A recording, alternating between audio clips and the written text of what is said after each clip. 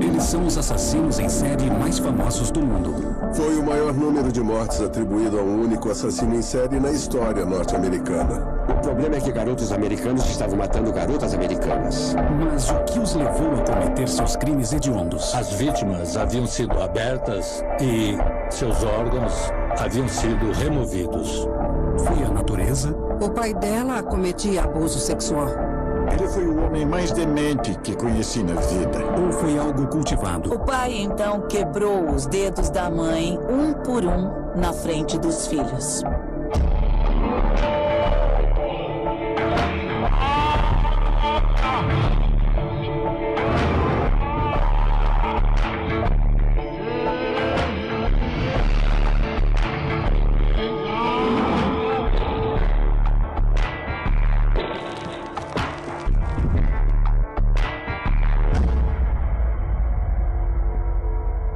Dementes.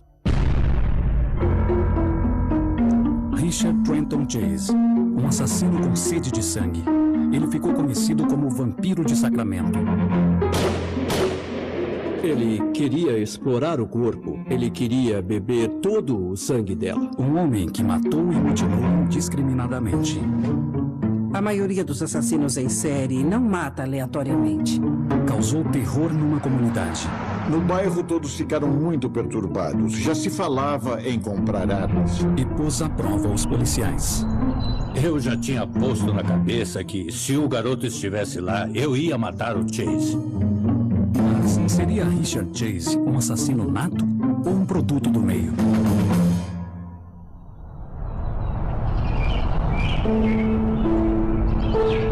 Sacramento, Califórnia.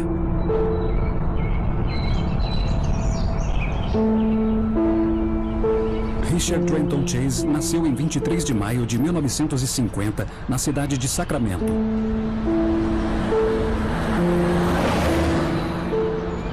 Em muitos aspectos, sua infância foi comum. A família era considerada uma típica família problemática da década de 1950. É claro que havia algumas discussões, um pouco de maus tratos, mas nada daquilo era fora do normal para aquela época. Muitas vezes, na época, as crianças apanhavam, o que era considerado um jeito de disciplinar os filhos. Aparentemente, não houve maus-tratos físicos graves. Parece que não houve sérias dificuldades, além das brigas dos pais e disciplina típica da época. No entanto, um aspecto da infância de Chase dava uma ideia do que viria pela frente. O menino gostava de maltratar e matar gatos. Torturar animais é uma fase pela qual a maioria das crianças normais passam. A razão desse aspecto ser relevante em relação a assassinos em série é que a maioria das crianças, à medida que desenvolve uma consciência através do relacionamento com animais, passa a entender que está machucando o animal.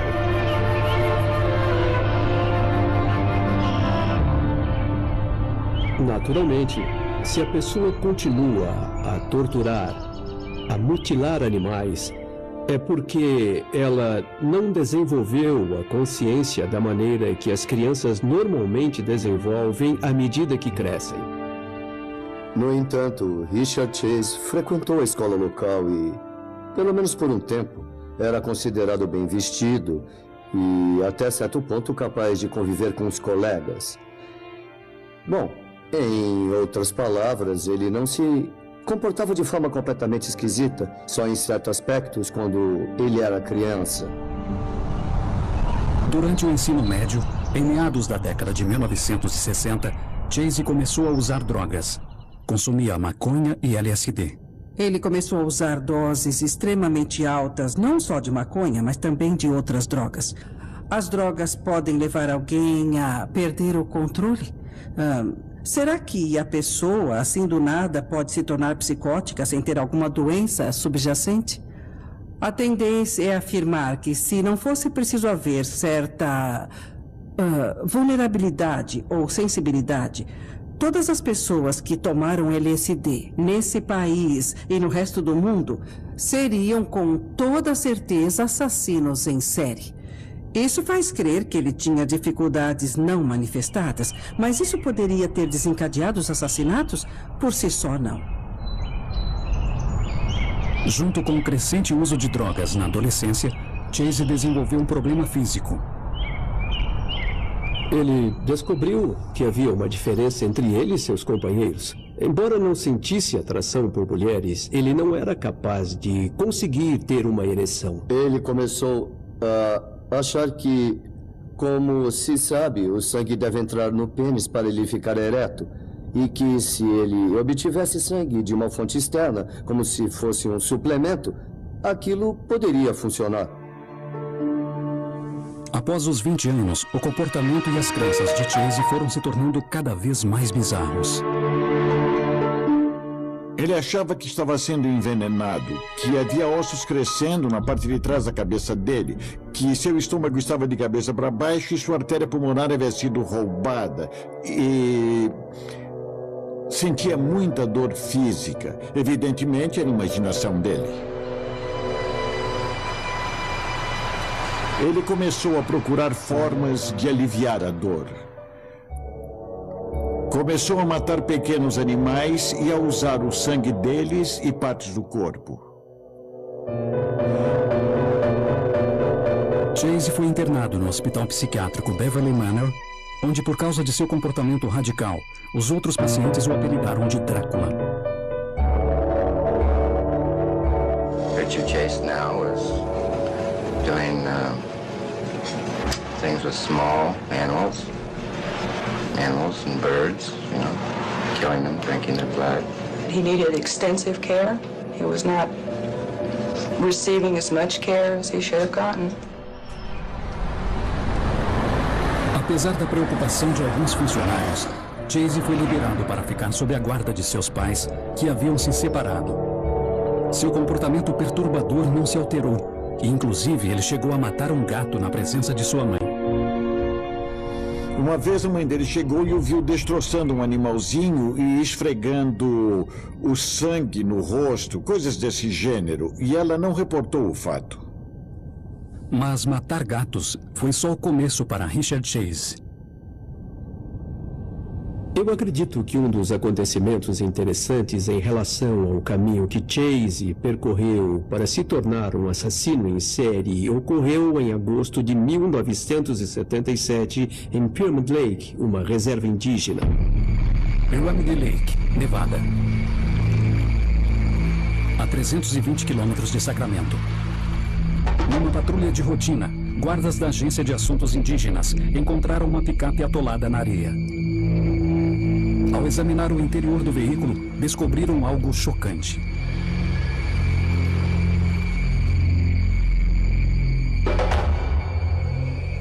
Na picape havia muitas manchas de sangue, rifles e algo macabro, um balde e dentro do balde um fígado. Evidentemente, diante daquilo, ficaram imaginando se havia ocorrido um homicídio. Os guardas examinaram a área com binóculos. Eles tentaram descobrir o responsável por aquela cena pavorosa de carnificina. A cerca de 1 quilômetro, numa pedra, eles avistaram um vulto nu, que imediatamente correu na direção oposta. Ele estava totalmente nu, com sangue espalhado pelo corpo. Presumiram que ele devia ter matado alguém e por isso prenderam. O homem se identificou como Richard Trenton Chase, de 27 anos, de Sacramento. Ele afirmou que o sangue no seu corpo e no interior do veículo era dele próprio.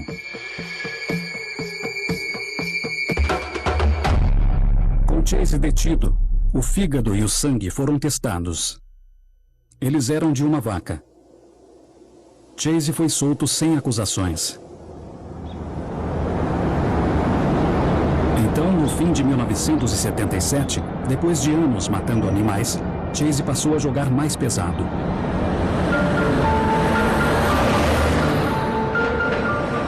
Num bairro calmo de subúrbio na zona leste de Sacramento, Ambrose Griffin, de 51 anos, caiu morto de repente. A primeira coisa em que sua mulher pensou foi em infarto. A verdade era bem mais sinistra. O tenente Ray Biondi era chefe do departamento de homicídios da cidade na época e cuidou do caso. Avenida Robertson, Sacramento. Em dezembro de 1977, aqui era a casa de Ambrose Griffin. E, como dá para ver, este bairro de classe média é muito tranquilo. O Sr. Griffin estava descarregando as compras do carro e estava andando em direção à porta quando passou um carro na rua e alguém atirou nele daquele carro. E ele morreu no próprio jardim. Não havia nenhum suspeito evidente. Nós fizemos uma investigação para saber por que alguém queria o mal do Sr. Griffin. E praticamente não havia indícios. Frank Davidson foi o agente da investigação criminal chamado à cena do crime. Bom, não havia muita coisa na cena do crime para coletar como prova. Mas no dia seguinte acharam 2 cartuchos ali no meio da rua. Imaginamos que havia sido um ataque aleatório. Alguém que queria matar uma pessoa qualquer em frente à casa dela. Nós achamos que havia sido algum moleque atirando em algum poste de luz. Ninguém achou que fosse o Richard Chase. A arma do crime havia sido disparada mais vezes, aparentemente de forma indiscriminada, contra outras casas do bairro. Não é comum porque a maioria dos assassinos em série usa as mãos. Eles não usam armas com tanta frequência. Podem até ter armas, mas não costumam usar para matar. Essa era uma coisa incomum nesse perfil. Richard Chase havia tirado uma vida humana pela primeira vez. O assassinato de Ambrose Griffin foi apenas o começo de uma matança indiscriminada que chocaria profundamente a cidade. Em dezembro de 1977, o assassino em série Richard Chase cometeu seu primeiro assassinato de que se tem notícia, ao atirar em Ambrose Griffin, de 51 anos, que levava as compras para dentro de casa no subúrbio de Sacramento. Imaginamos que havia sido um ataque aleatório. Alguém que queria matar uma pessoa qualquer em frente à casa dela. A natureza aparentemente aleatória do crime deixou os detetives com poucas pistas. Nós achamos que havia sido algum moleque atirando em algum poste de luz. Ninguém achou que fosse o Richard Chase. Em janeiro de 1978, Chase mais uma vez apresentou um comportamento desconcertante. Moradores da zona oeste de Sacramento começaram a registrar queixas de um ladrão que entrava nos quintais e casas. Em uma residência, o intruso desgrenhado foi interpelado e expulso do local. A casa estava um pandemônio. Chase havia urinado em uma gaveta de roupas de bebê e defecado numa cama de criança.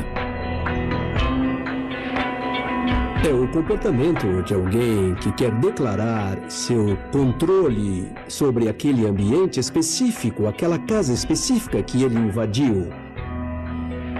É o comportamento de um homem que está demonstrando seu desprezo por pessoas que moram ali. Em última análise, ele não está pensando com clareza, não está pensando racionalmente. Em 23 de janeiro de 1978, Chase atacou mais uma vez. Dessa vez, não foi meramente sair atirando de um carro. Wayne Eyre, detetive principiante, foi incluído na investigação. Eu tinha acabado de ser promovido a detetive e tinha sido designado para a delegacia que trabalhava principalmente com contravenções. Fazia uns, talvez, 4 ou 5 meses que eu era detetive. Pouco tempo, nós recebemos um chamado para a cena de um homicídio em Tioga Way. Nós fomos informados que a vítima tinha sido encontrada em casa e, aparentemente, ela havia sido morta a tiros e aberta com uma faca, para não dizer massacrada. Ray Biondi, o chefe do departamento de homicídios, foi um dos primeiros a chegar à cena do crime, onde avistou imediatamente um sinistro cartão de visita. Antes de entrarmos na casa, avistamos uma bala calibre 22 não deflagrada na caixa de correio. Mas ele nunca estaria preparado para o que veria dentro da casa. Eu entrei pela porta da frente. Havia lixo esparramado pelo chão. E uma marca de arrastamento muito evidente que ia da sala até o quarto principal. Lá, Teresa Walling estava no chão. Ela havia sido morta e mutilada. A região do abdômen havia sido aberta. A roupa havia sido levantada, cobrindo o tórax. As pernas estavam abertas, sem roupas de baixo, como se fosse um estupro ou coisa assim. Ele havia feito uma incisão diagonal na barriga dela e, aparentemente, havia revirado os intestinos de outros órgãos.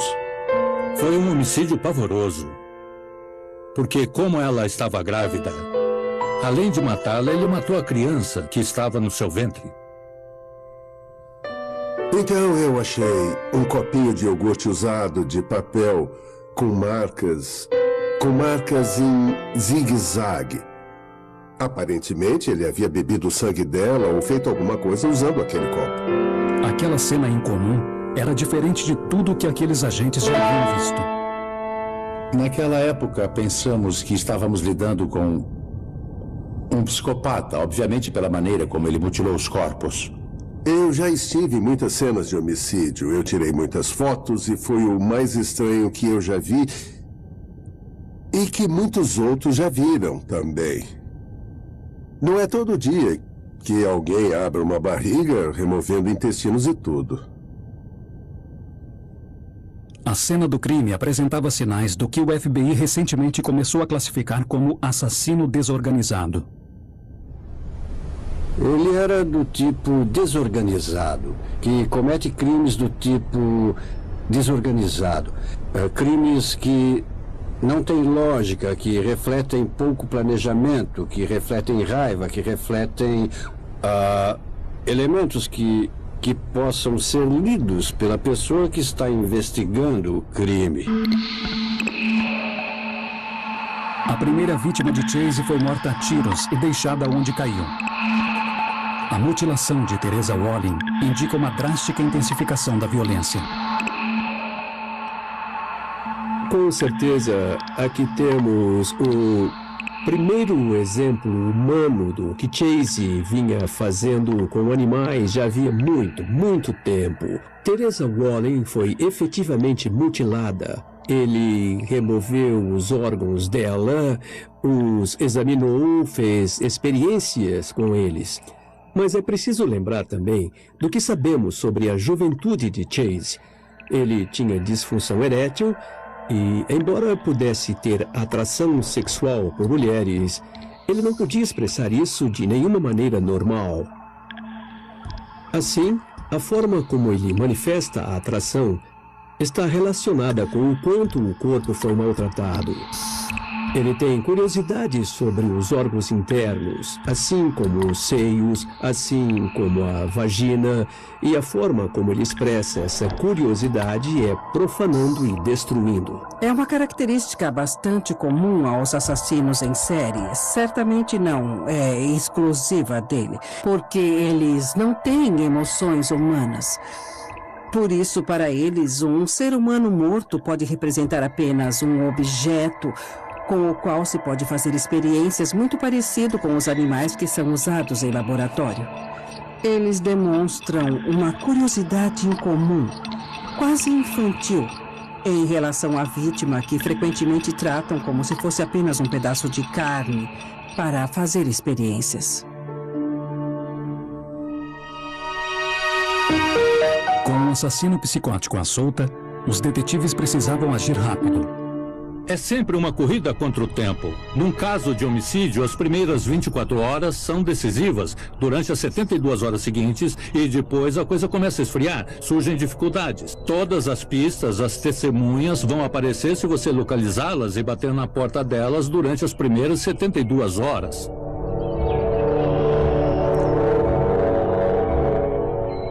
Fui de porta em porta, falei com todo mundo, batia na porta para ver se alguém tinha visto alguma coisa e realmente um dos vizinhos tinha visto Richard Trenton Chase. Na época não sabíamos quem era, mas ele descreveu o homem branco e a roupa que ele estava vestindo quando atravessou a varanda da casa dele em direção à casa de Teresa Walling.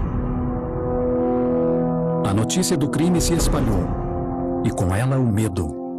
A notícia chegou aos jornais no dia seguinte e no bairro todos ficaram muito perturbados. Já se falava em comprar armas. Acho que a natureza desse caso foi a sua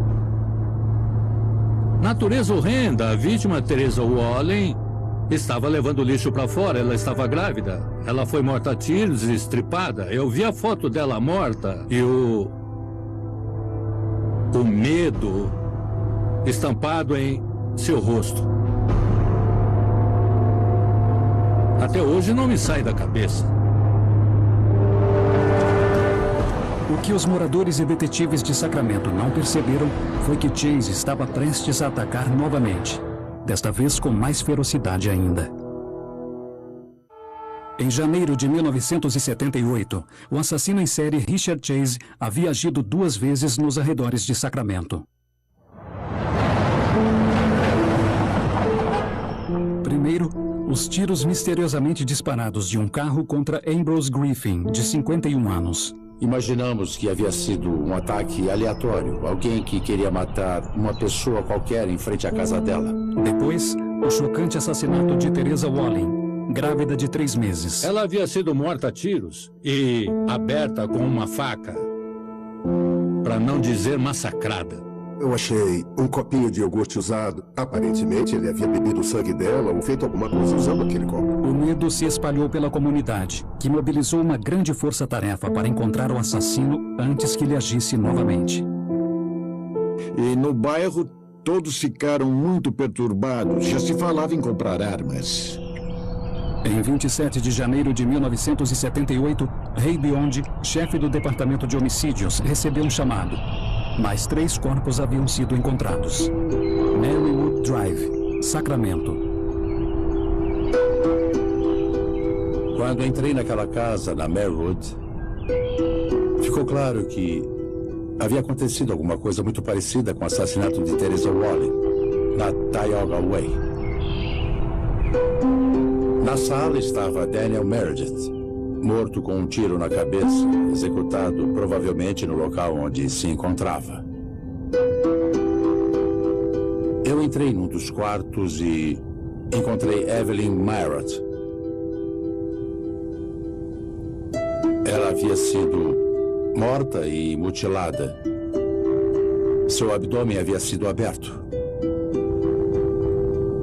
Eu não havia notado antes, mas então eu vi do outro lado da cama estava o filho dela de 5 anos, também morto com um tiro na cabeça. Havia uma banheira cheia de água com sangue e a casa inteira parecia um matadouro. E havia cartuchos calibre 22. Nós estávamos muito seguros de que o assassino era o mesmo. Havia semelhanças com o crime de Tioga Way. As vítimas haviam sido abertas e alguns órgãos tinham sido removidos, bem como o sangue. A vítima do sexo feminino havia sido sodomizada dessa vez. Na juventude, Chase havia tido problemas sexuais, mas alguma coisa havia mudado. Não é uma coisa incomum assassinos em série terem disfunção erétil. Embora muito frequentemente eles consigam ter relações sexuais quando a vítima está morta. Alguns assassinos em série concentram-se no ato, outros concentram-se no processo, focam aí. Quando é no ato, a necessidade psicológica de matar do assassino já é satisfeita com certeza com a morte da vítima. O assassino não faz nada com o corpo da vítima porque ele já conseguiu o que queria.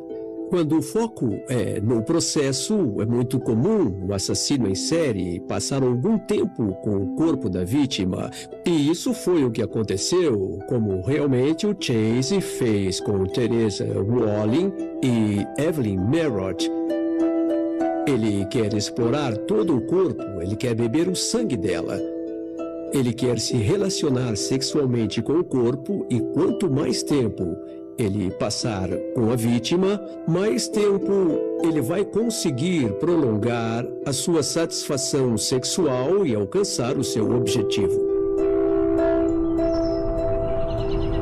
Com todas as semelhanças deste caso com o assassinato de Teresa Wallin, a polícia se defronta com algo novo e urgentíssimo. Sabe-se que havia um menino de 1 ano e 10 meses na casa. Mas ele não foi encontrado em lugar nenhum. Era urgente. O que realmente nos preocupou foi que David Ferreira, um garotinho de menos de 2 anos, havia desaparecido. A polícia e o público foram mobilizados à procura da criança. Nós tínhamos muitos voluntários entre cidadãos e o pessoal do departamento tentando encontrar o bebê.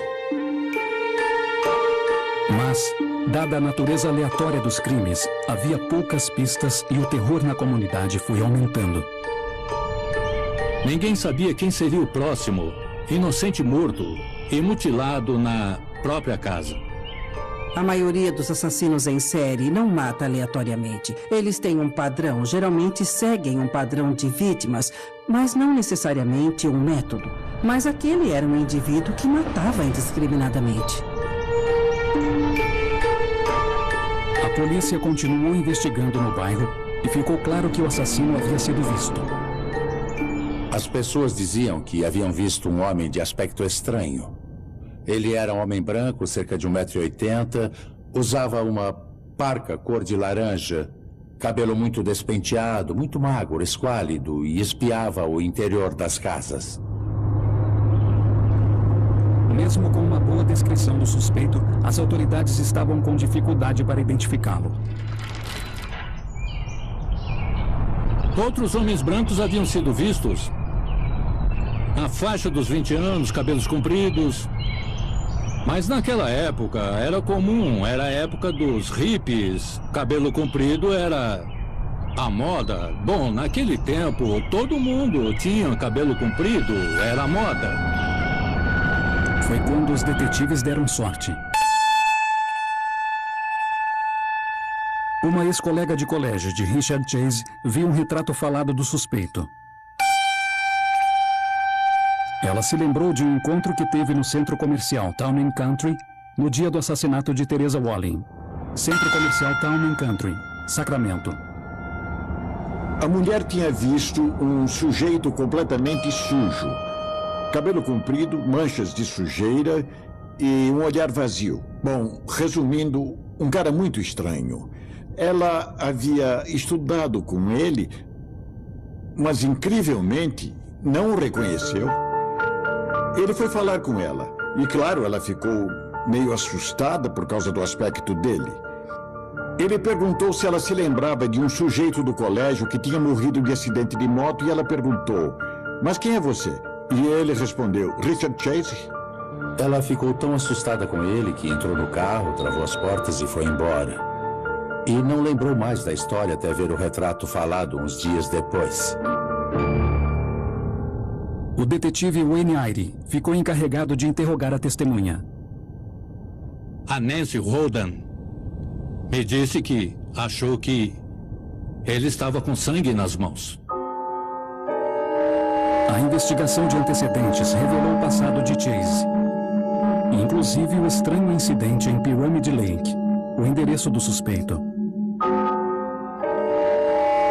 Com os ânimos exaltados, os detetives partiram para confrontar o suspeito da morte de 5 pessoas e do sequestro de um menino de 1 ano e 10 meses.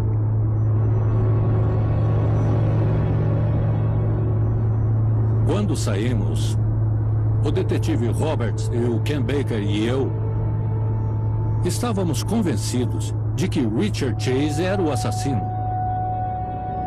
Eu já tinha posto na cabeça que se o garoto estivesse lá, eu ia matar Chase e pronto. Um policial não deve ter esse tipo de pensamento, mas o cara era bizarro. É isso, a gente ia executar o cara ali mesmo. Platte Avenue, Sacramento.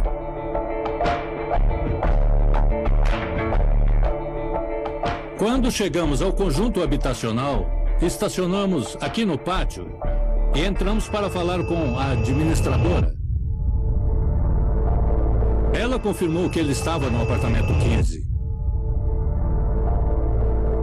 Então os detetives Baker, Roberts e eu batemos na porta do apartamento 15. Ninguém atendeu. Batemos e nada. Tinha um apartamento vago ao lado do dele. O Ken Baker entrou para escutar pela parede e dava para ouvir o movimento dentro do apartamento. Nós não tínhamos um mandado para entrar no apartamento.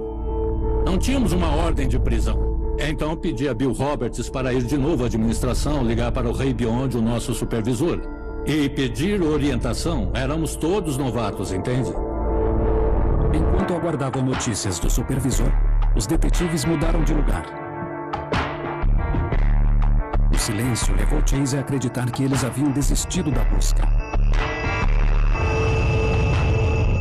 O Chase pensou, de fato, que a gente havia ido embora. Ele saiu com uma caixa cheia de trapos. Quando ele me viu, saiu correndo. Eu corri atrás dele e ele olhava para trás. Ele chegou aqui, no 14.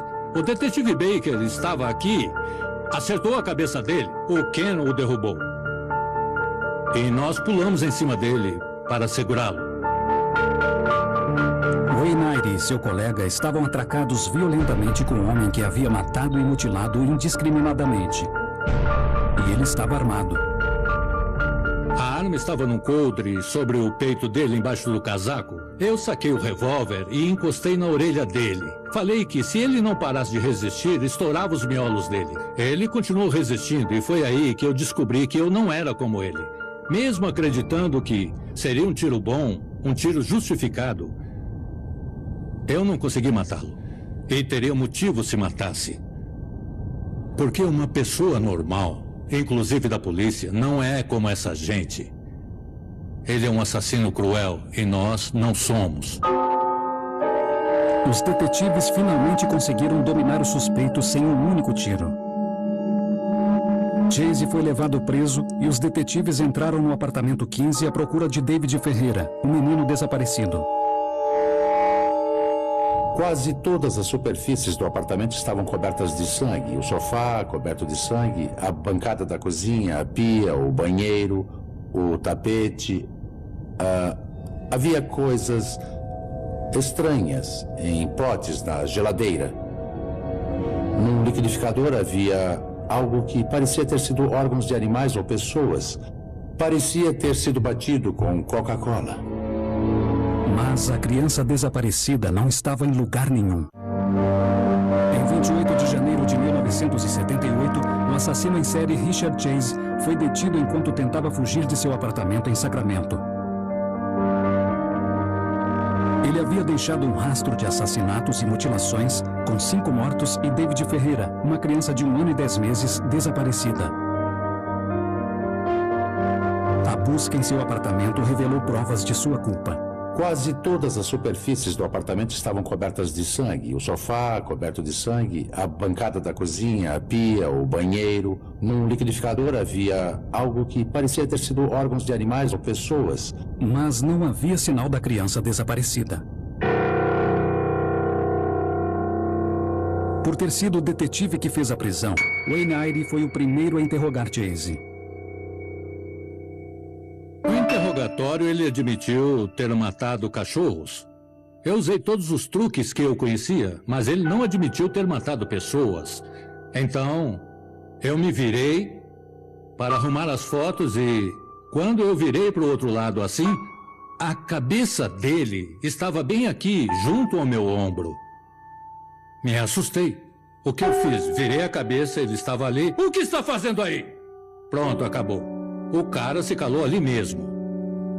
Hoje, com mais experiência, eu acho que Se tivesse posto o braço sobre os ombros dele, eu vi as lágrimas nos olhos dele. Ele teria cedido e confessado. Acredito nisso de coração. Wayne Eyre não havia conseguido uma confissão, nem informações sobre o paradeiro do menino David Ferreira. Junto com os detetives, o promotor público Ronald Tochterman participou da rodada seguinte de interrogatórios. Algumas respostas indicavam que ele estava delirando. Ele disse que tinha gente atrás dele, que eram nazistas ou italianos. Ficava repetindo essas coisas. Quando ele foi advertido, disse que queria um advogado. E eu me lembro que eu intercedi e disse, bom, teoricamente ele tem o direito de se recusar a responder. Nós devemos parar o interrogatório agora, mas eu persisti porque àquela altura o menino continuava desaparecido. Ninguém sabia onde ele estava. Eu interroguei, mas o fato é que ele não estava colaborando. Ele não estava nada acessível. Demorou quase 2 meses para o paradeiro do menino ser finalmente descoberto. Igreja Metodista Arcade, Sacramento. O que aconteceu é que o zelador da igreja descobriu o corpo numa caixa de papelão nesse espaço entre as construções. O corpo estava bem decomposto. Ele havia sido decapitado, mas os restos mortais e as roupas estavam na caixa.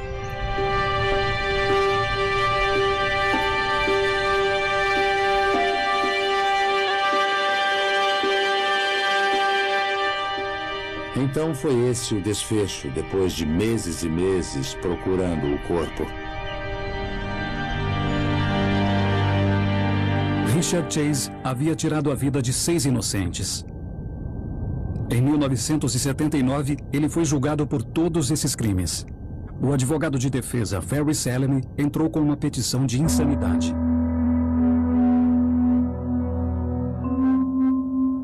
O caso de Richard Chase era de doença mental. Ele tinha 27 ou 28 anos quando eu o conheci na prisão. Isso foi um dia ou 2 após sua prisão. Eu formei minha opinião rápido. Não sei em quanto tempo, mas é a pessoa mais louca que eu já vi.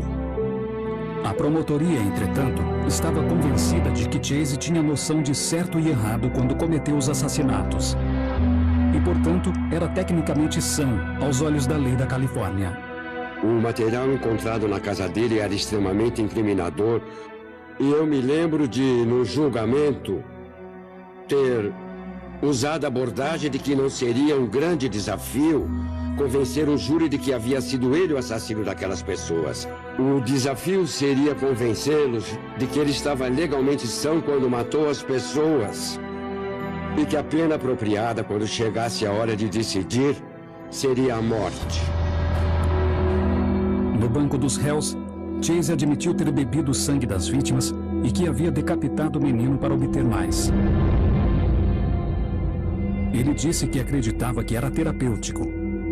Chase descreveu-se como uma pessoa boa, porém fraco na coragem e na vontade.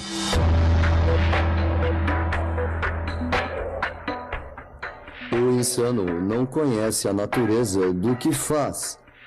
Ele não entende a natureza do ato que cometeu e também não sabe distinguir o certo do errado. A maioria das pessoas que fazem essas coisas hediondas sabe que está fazendo algo errado e, portanto, o público costuma pensar que quem é capaz de fazer uma coisa dessas é louco. Mas não, ele pode ser cruel, mas não é louco. Ele fez muitas coisas para encobrir os crimes. Ele fez muito para impedir que a polícia o encontrasse. Ele negou ter matado as vítimas quando interrogado. Tudo isso indicava que ele sabia que o que tinha feito era errado. E houve muitas outras coisas que indicaram o mesmo. Ele fez muitas coisas que, segundo a promotoria, mostram que ele estava pensando. Por exemplo, ele andava com luvas de borracha para se proteger. Mas também, por outro lado, ele nunca se lavava. As pessoas o viam com sangue o tempo todo. Ele nunca cortou o cabelo. Ele nunca parecia tentar esconder a sua aparência. Ele nunca se importou com a aparência. E esse é o outro lado da moeda. que o júri o consideraria insano? A diferença entre a vida e a morte. Em maio de 1979, veio o veredito. Within 10 days, Richard Chase will be taken from the jail here to San Quentin State Prison, where he will be housed on condemned row. Richard Trenton Chase foi considerado culpado de homicídio doloso e sentenciado à morte.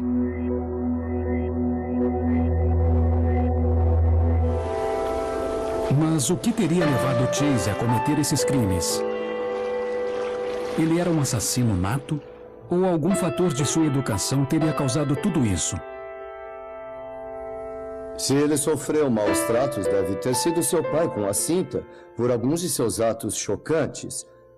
No entanto, eu devo dizer que isso nunca enlouqueceria ninguém.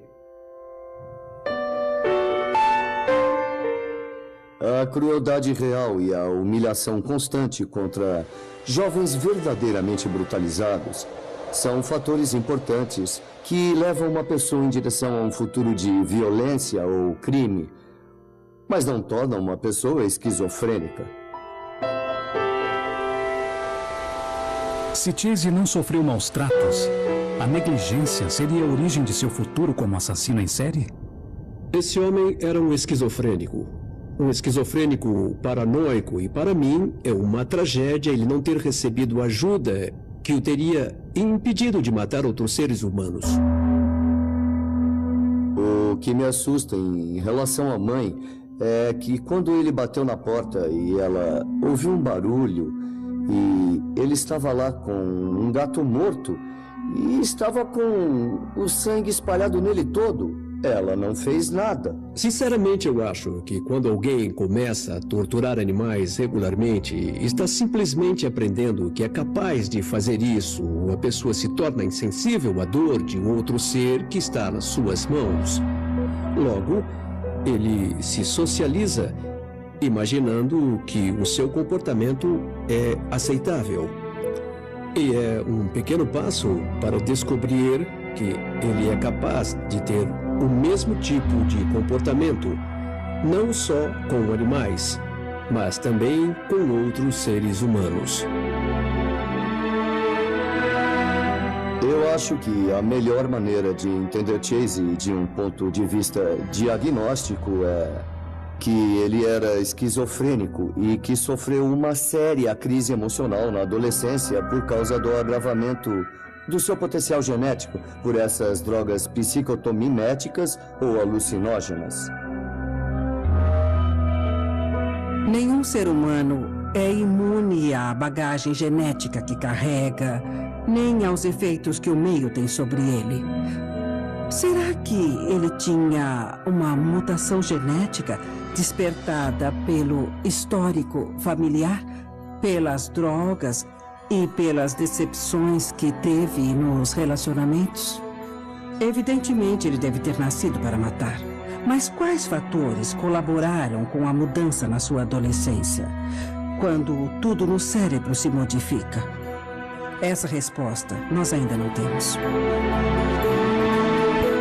Em 1980, na penitenciária de San Quentin, Richard Trenton Chase se suicidou. Versão brasileira, Tempo Filmes, São Paulo.